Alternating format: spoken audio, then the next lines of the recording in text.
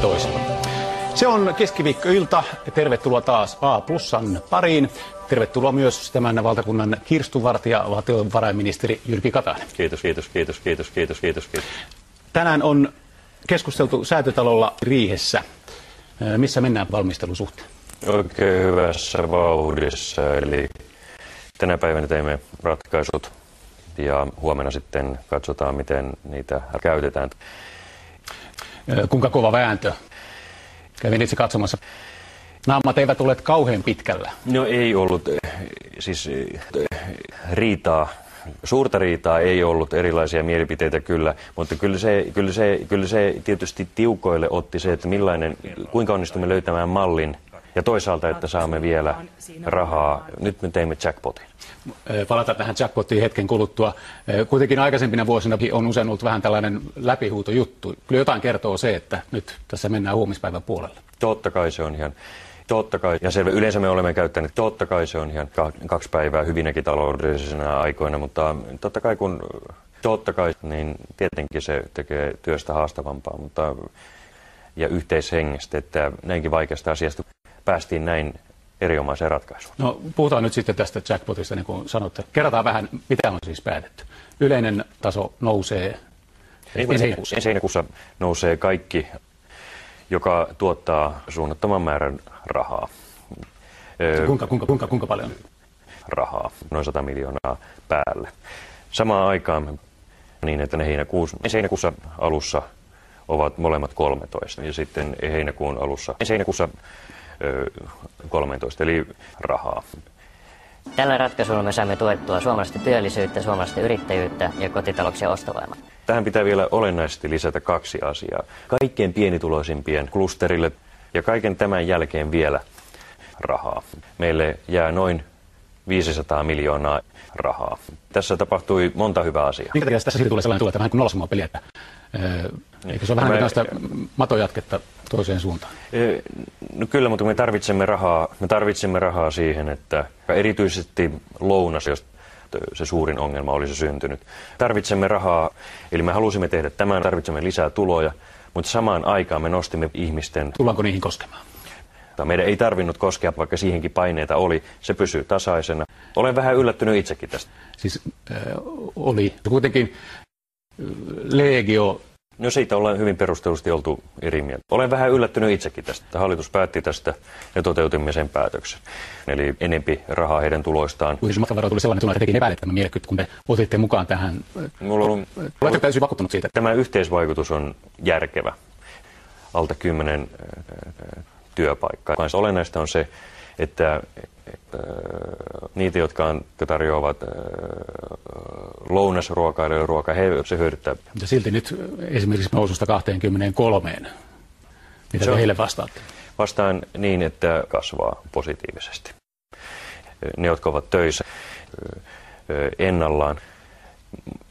Sitten täytyy tietysti todeta se, meidän on tasapainotettava. Se tarkoittaa, eli ja uskoisin, että se on myös rahakone. Tässä esitettiin jo sittenkin arviota, että korkein tullaan sitten lähivuosina hieman vielä enemmän ylöspäin. Se on täysin mahdollista. Mennään näihin huomisen päivän asioihin, niihin tuleviin jackpotteihin. Niin kun nyt ollaan jo 1 pinna nostettu, että kerralla rysäytettäisiin vaikkapa 3. Oliko teillä se, että sitä olisi kerralla rysäytetty? Ei ollut, koska on ollutkin rankkaa, mutta jotenkin tuntuu, että tekee tiukkaa. No ainahan se tekee tiukkaa ottaa. Ei siitä sen kummempaa. Me olemme tällä hetkellä semmoisessa kehityksessä. Palataan tähän asiaan vielä hieman myöhemmin. Tullaanko niihin koskemaan? No me huomenna päätämme kaikki nämä. Joo. Mikä on tällä hetkellä teidän arvionne siitä, mihin Suomessa ensi vuonna nousee? Se voi olla suurempi. Toivon mukaan ei ole. Mutta päivänselvää on, että ensi vuonna tulemme näkemään hyvinkin rumia. Eli Suomessa tulee olemaan kenties rumempaa kuin monissa muissa. Kyllä se on, koska puolet päättävät, että heillä ei ole rahaa ostaa suomalaisen ihmisen tai tuotteita tai palveluja, niin silloin Suomeen tulee rumia. Se on valitettavaa. Mitä te voitte luvata nuorisotyön estämiseksi? Tämä on yksi keskeisin uudelleen kohdennuksen kohde, eli me otamme rahaa hyvistä tarkoituksista ja yksi keskeinen on nuoriso. Oma henkilökohtainen missioni, liian moni ihminen menettää pysyvästi tulevaisuuden uskonsa ja kykynsä ja kohdennamme siis tämän kaltaisia asioita. Puheessa on ollut myös,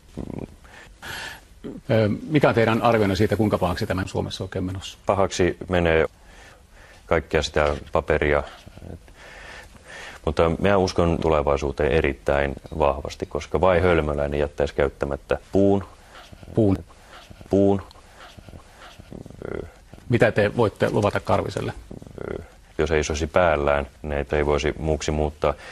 Tähän meidän pitää pystyä puuttumaan. Toinen, että tähän me emme juuri voi mitenkään puuttua, ainakaan hallituksena. Onko mahdollista vetää tämän päätöksen takaisin? Minulla on itselläni valmius kyllä etsiä korvaavia keinoja.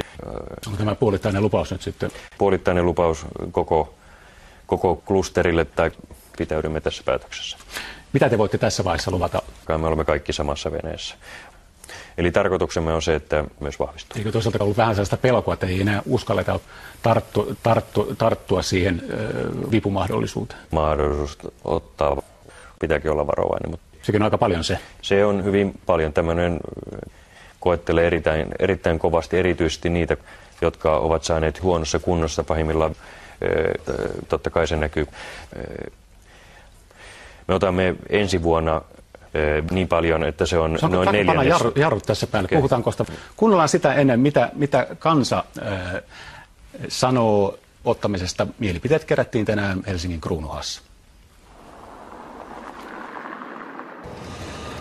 No totta kai olisi mukavampaa, niin kuin ei olisi ainakaan liian paljon.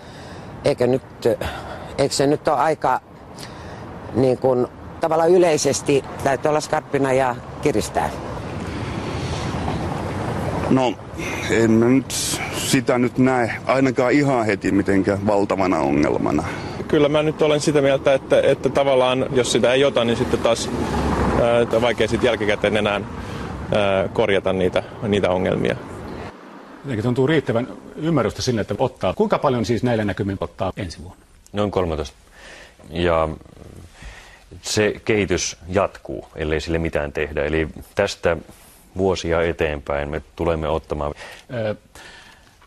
Otetaan tähän grafiikkaan ruutuun. Meillä on itse asiassa kuva siitä, että tosiaan tälle vuodelle summa tulee olemaan noin 11, noin vähän. Joo. Eli tällä hetkellä ja ensi vuonna, te sanotte äsken, että jatkuu rajuna. Kuinka monta vuotta se tästä eteenpäin jatkuu?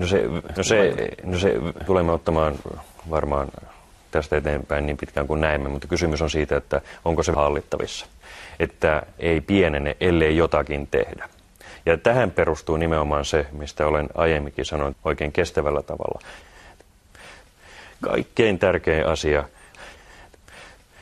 noin 11, kaikkein tärkein asia. Joo. Otetaan vielä yksi kysymys tähän tärkeimpään asiaan, mitkä mainitsit. Se ei vaan yksinkertaisesti riitä, vaikka kuinka haluaisi. Joo. Itse asiassa, miten voidaan nostaa 2, 3, niin kuin vielä keväällä suunniteltu? Ja kolmantena on sitten, tai neljäntenä, mä vähän hämmästelen sitä, pidetään utopistisena ajatuksena, että jos näin olisi, että ihmiset jäisivät klusterille kansakuntatasolla tasapainossa. Hyvä. Kiitoksia teille tästä haastattelusta ja illan jatkoa.